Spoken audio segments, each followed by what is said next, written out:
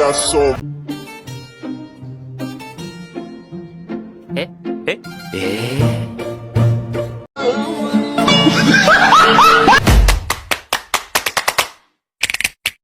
motherfucking design on right now. Bring it down, bring it down, bring it down.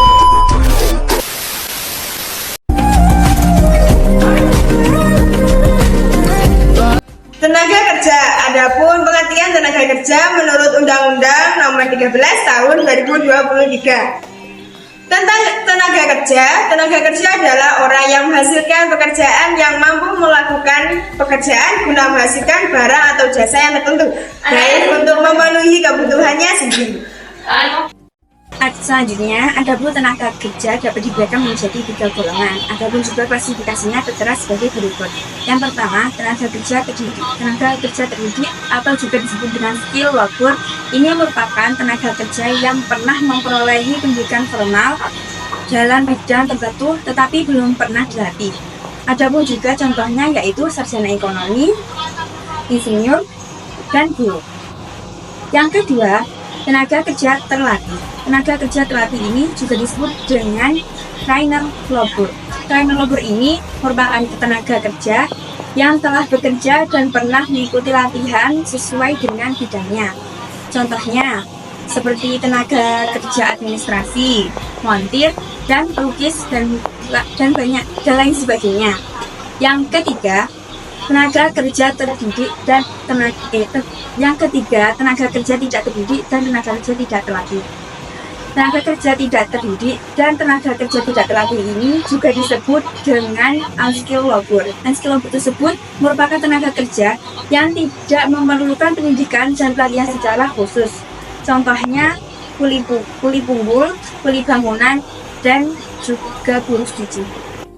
B. Angkatan kerja. Tidak semua orang termasuk dalam angkatan kerja. Angkatan kerja sebenarnya berhubungan erat dengan jumlah penduduk. Ukuran besar kecilnya sangat dipengaruhi oleh pertumbuhan jumlah penduduk yang sudah memasuki usia kerja. Adapun pengertian angkatan kerja sebagai berikut. 1. International Labour Organization atau ILO. 2.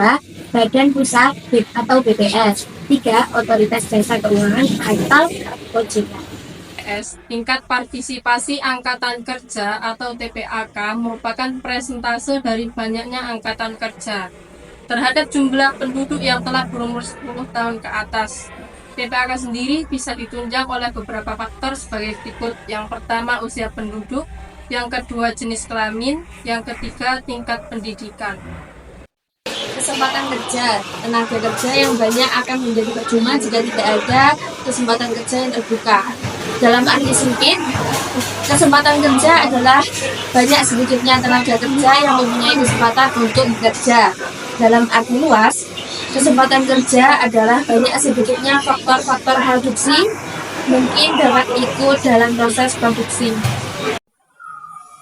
Kesempatan kerja dapat dibedakan menjadi 2, kesempatan kerja permanen dan kesempatan kerja temporer. Adapun beberapa faktor yang mempengaruhi kesempatan kerja. Faktor-faktor tersebut sebagai berikut. 1. Adanya kesempatan kerja yang tersedia. 2. Tingkatan pendidikan, pengetahuan, keahlian, dan keterampilan.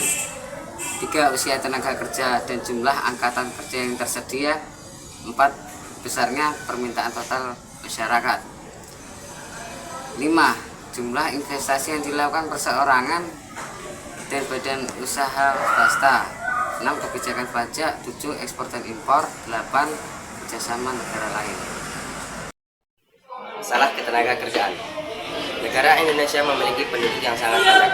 Hal tersebut menjadikan 2 mata pisau bagi negara Indonesia, di mana penduduk sebagai ketenaga kerjaan mendapatkan haknya dengan baik dan melaksanakan kewajibannya dengan baik, maka perekonomian di negara Indonesia akan menjadi semakin baik.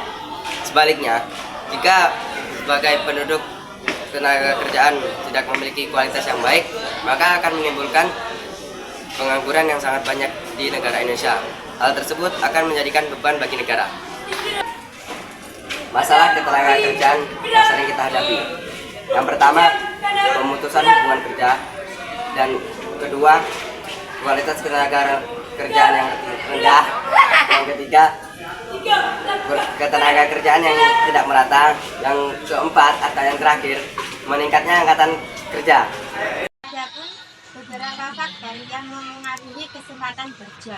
Faktor-faktor tersebut sebagai berikut dan dibagi menjadi 8. 1. Adanya kesempatan kerja yang tersedia. 2. Tingkat pendidikan. 3. Usia tenaga kerja dan jumlah angkatan kerja yang tersedia. 4. Besarnya permintaan total masyarakat. 5. Jumlah investasi yang dilakukan perseorangan dan badan usaha swasta. 6. Kebijakan pajak dan kemampuan pemerintah dalam melaksanakan pembangunan ketenaga kerjaan. 7. Ekspor dan impor. 8. Kerjasama dengan negara lain untuk kesempatan kerja di luar negeri. Upaya mengatasi masalah ketenaga kerjaan. Berikut beberapa upaya yang dilakukan untuk menganalisasi ketenaga kerjaan. Yang pertama, perbaikan gizi dan kesehatan. Yang kedua, pemerataan pendidikan formal. Yang ketiga, pengembangan industrialisasi, terutama jenis industri yang bersifat padat karya yang lebih banyak membutuhkan tenaga kerja. Yang keempat, mengembangkan berbagai proyek pekerjaan umum seperti pembuatan saluran air. Yang kelima, memberikan pelatihan tenaga kerja. Yang keenam, pemagangan. Negara Indonesia juga terus mengupayakan pembangunan ketenaga kerjaan. Adapun tujuannya, yaitu salah satunya memperdayakan dan mendayagunakan tenaga